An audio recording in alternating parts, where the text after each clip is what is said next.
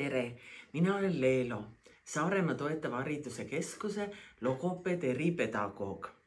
Ja täna jätkame siis oma videode sarja ja tänaseks teemaks on meil, kuidas õpetada last lugema.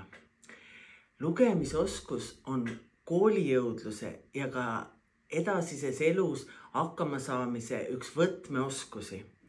Aga kahjuks on tänapäeval koolides palju selliseid lapsi, kelle ebapiisav lugemisoskus ei võimalda nende arengupotentsiaali täielikult ära kasutada. Lugemine on vaimne toiming ja lugema õppimiseks peavad olema meil hästi arenenud kõik meeled ja psüühilised protsessid. Ja lugema õppimine kõigepealt omandatakse üksikud oskused ja siis need ühinevad ühiseks tervikuks. Lugemis- ja kirjutamise oskus on omavahel väga tihedalt seotud ja sellepärast käsitletakse neid koos. Ja mõlema jaoks peavad olema piisavalt arenenud mõtlemisoperatsioonid, sest lugemine on süntees, kus tuleb kokku sünteesida kõigepealt häälikud sõnaks ja siis sõnadest lause. Ja kirjutamisoskus on analüüs, kus tuleb teostada häälikulist analüüsi.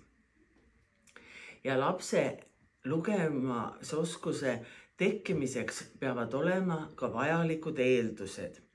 Esiteks peab tal olema piisavalt hästi arenenud suuline kõne, siis peavad olema arenenud need psüühilised protsessid, tajumälu, mõtlemine ja eriti tähelepanu, sest ilma tähelepanuta õppimine ei toimu. Peab olema arenenud motoorika ja samuti peenmotoorika ja silma ja käe koostöö. Ja lugemine ei teki tühjale kohale, vaid selleks peavad olema omandatud lugemise eeloskused. Ja nendeks siis on, et kõigepealt peavad olema selged tähed, siis peab olema häälimioskus, seejärel peaks olema arenenud foneemianalüüsi oskus, see tähendab siis, et peab suutma eristada sõnast teistest pikemat häälikut.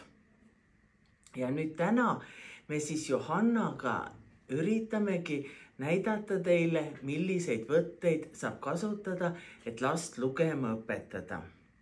Ja kui siis hilisemalt juba koolilastel on võib-olla tekib vastumeelsus, et nad ei taha lugeda, et see tundub nendele väga raske, siis selle jaoks on ka omad nipid olemas. No näiteks, et lapsed võivad lugeda siis seda, valida endal sellist lugemisvara, mis nendele just meeldib.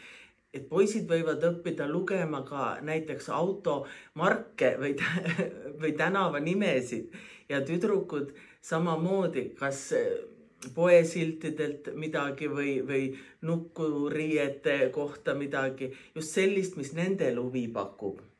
Ja samuti kodune eeskuju, et kui kodus ikkagi raamatuid ei ole, siis lapsel tekibki mulje, et see lugemine ei olegi üldse mingi tore tegevus, kui vanemad seda eeskuju ei näita. Ja siis, kui laps juba loeb, aga ta ei jõua nagu neid pikki lugusid lugeda, siis võib ka vanemaga vaheldumisi lugeda või nagu järjejuttu, et vanem loeb siis nagu ühe lõigu ja laps loeb siis teise lõigu.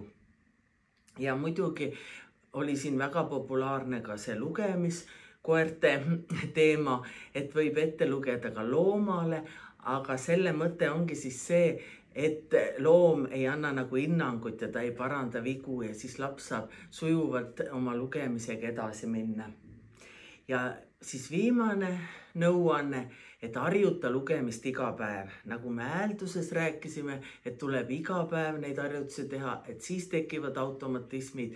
Täpselt samamoodi on ka lugemisega, mida tuleb harjutada iga päev ja siis saab see lugemine naudinguks ja see lugemine hakkab meeldima. Hei Johanna, kas sina tahad varsti kooli ka minna? Lähed sügisel kooli, jah? Nii, aga praegu sa oled veel lasteaialaps. Oled lasteaia viimases rühmas, jah? Aga ma annan sulle sellise ülesande, et sa mulle sõnu hääliksid. Kas lasteaias on räägitud, mis on häälimine? Jah, et tuleb häälikaaval sõnu ütelda. et ma näitan sulle pilti ja siis sina hääli mulle see sõna ära. Ütle ka, kes see on. Karu. Ja nüüd hääli. K-A-R-U. Tubli, täiesti õige. Nii, aga nüüd on mul natukene raskem sõna. Mis see on? Taldrik. Nii, hääli see ka nüüd ära. A-L-R-I-K. Väga tubli. Ükski häälik ei jäänud vahele. Mis siin esimene häälik oli? Ja mis viimane häälik oli? Tubli. Nüüd ma lasen sul natukene kirjutada ka, eks ju. Et siin on nüüd, sina pead leidma sõna algushääliku. Näe, see on seesama häälikanalüüs, mis sa juba tegid, aga nüüd kirjutad ka. Siis ma näen, kas sa oskad tähti kirjutada ka. Et esimese hääliku kirjutad. Kes see siin on? Ingel. Ja kirjuta esimene häälik. Ja, edasi. Ütle ka, mis need on? Sussid. Ja, esimene häälik. Ja, edasi. Ohv. Nii, ja mis sa kokku said? Loe see sõna kokku. Isa. Tubli.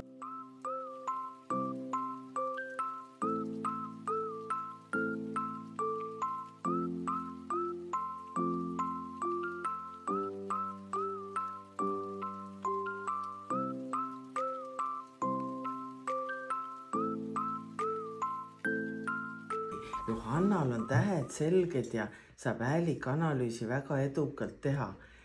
Aga nüüd üks väike nipp nendele lastele, kellel võib-olla see lugemine nii ladusalt ei tule, et kuidas sa need häälikud siis kokku saad terveks sõnaks.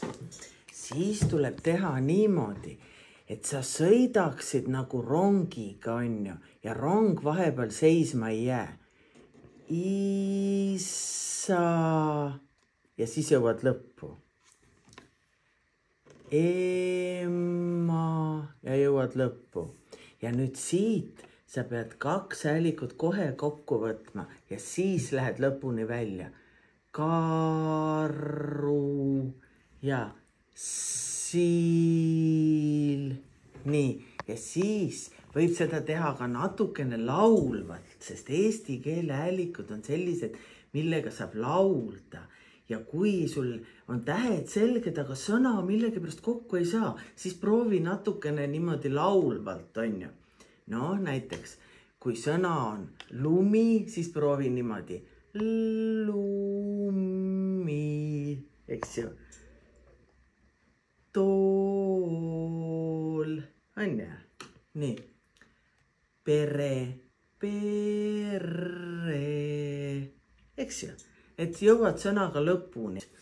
Kui on kõik häälikud selged, siis me saame häälikuid omavahel ühendada ja siis me saame juba silbi ja silbist saame sõna ja selleks saame kasutada argmikke. Nii, Johanna loeb meile nüüd ette siit esimese argmiku pealt ja pane näpp siia peale ja ütle need sõnad kohe. Pane emmi peale ja sõida siis siia, jah? Pane oma näpp siia peale. Ja nüüd sõida ja mis sa saad kokku? Mi. Ja, edasi. Teised ka. Ma. Mu. Mu. Tubli. Ja need olidki juba sõnad. Olid ju, eks ju? Ma ja mu. Need olid juba sõnad. Nii, et sa lugesid juba sõnad kokku. Siin on nüüd lahtine silp, kus täishäälik on lõpus ja see on nüüd kinnine silp, mis algab täishäälikuga. Loe nüüd siit ka, pane näpp jälle peale, alusta siit ja mine emmi juurde.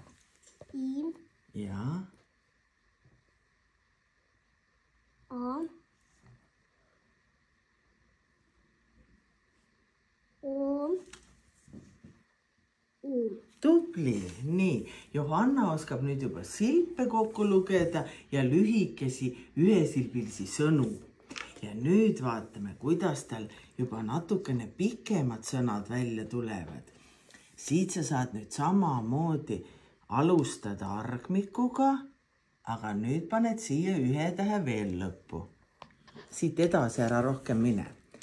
Pane ise oma näpp siia peale. Mine nüüd siit ja pane siia ja siis ütle, mis sõna? Ütle uuesti. Alusta M-iga. Miis, nagu miisu. Ja edasi. Maas. Ja. Muus. Muus. Tubli. Ja siit me saime ka ühesilbilised sõnad. Maas ja moos. Aga kui me nüüd hakkaksime neid sõnu pikendama, eks ju, siis saame miisu. Saame juba kahesilbilise sõna, on ju. Maasikas. Juba kolmesilbilise sõna. Ja muusika. Jälle kolmesilbilise sõna. Ja niimoodi saab kogu aeg sõnu pikendada ja järjest raskemaid ja pikemaid sõnu lugeda. Aga sinul tuli see väga hästi välja. Me lähme nüüd kogu aeg raskemate ülesannete poole.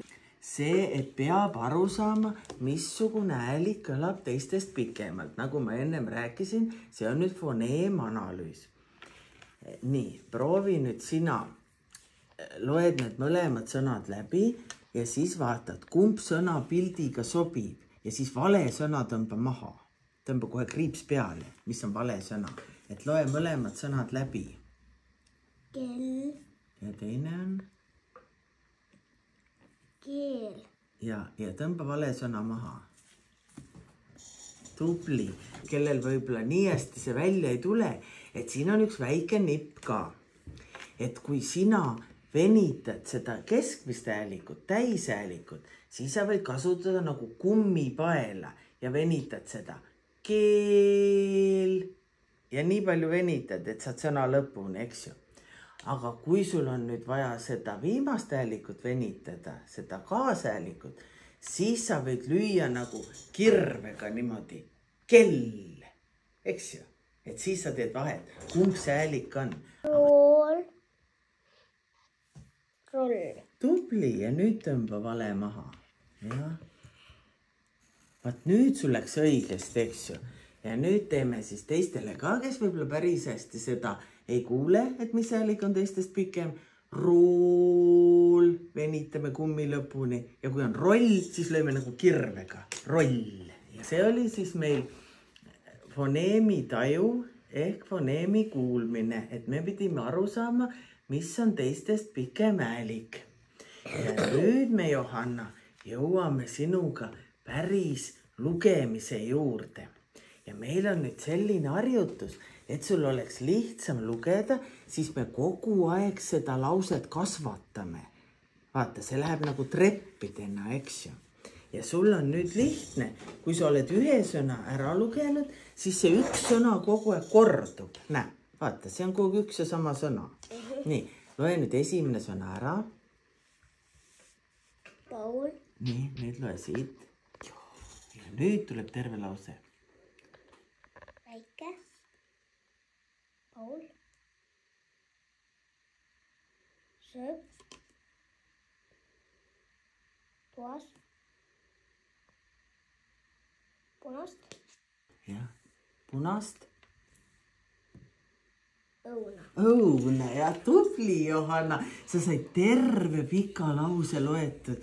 Nii, Johanna, ja nüüd on viimane asi. Me oleme jõudnud nüüd lause lugemiselt väikse jutu lugemiseni. Ja mul on siin üks täheraamat ja siit ma võtan siis sellise jutu, mis on L-tähega, eks ju. Jutu lugemine tuleb. Ja jutu lugemisega, nagu ma rääkisin, võib ka lugeda niimoodi, et laps loeb ühe lõigu ja ema loeb teise lõigu või isa.